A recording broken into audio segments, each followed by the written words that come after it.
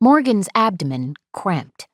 She let out a loud scream, her entire body bearing downward. After the contraction dissipated, she sagged back on the bed.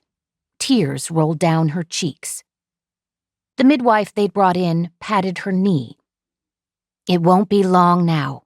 Just a couple more pushes and your little one will greet the world." The lines on her face had nothing to do with smiling. Dark skin, dark eyes.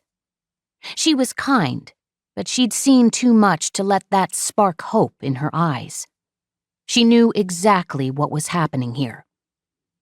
"It won't be long, hun." Smoothing her hand over her abdomen, Morgan concentrated on taking deep breaths. She didn't want to think about where she was or what would happen after she had this baby, or the Ace of Spades tattoo at the base of her thumb. One day she would burn it off herself, walk away, live free. She hadn't given up like the midwife, who never even told Morgan her name. She wanted the hope. Some days it was all she had to cling to. Like the fledgling hope that at least her baby would have a better life than she ever had.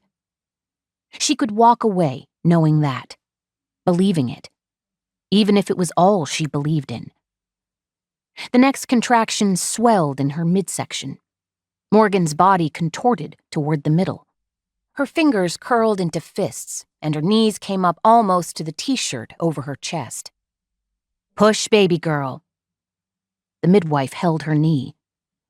Morgan screamed all the pain and frustration back at them. The closed door. 2 men in the hall. She would get out, one way or another. The pressure eased. Morgan stared at the rush of flesh and fluid between her legs, her breath caught in her throat, waiting for that first sign of life. Was her baby dead? That would be a kind of mercy, to give birth to a stillborn child, one who would never know the horror that life could be. But when had she deserved anything like that? The child batted the air and let out a wet cry. Morgan gasped. The midwife did something, then carried the baby to a table in the corner they'd covered with a towel, her back to Morgan. "Is she okay?" The midwife glanced over her shoulder. "She's healthy." Then continued to wrap the child in a pink blanket.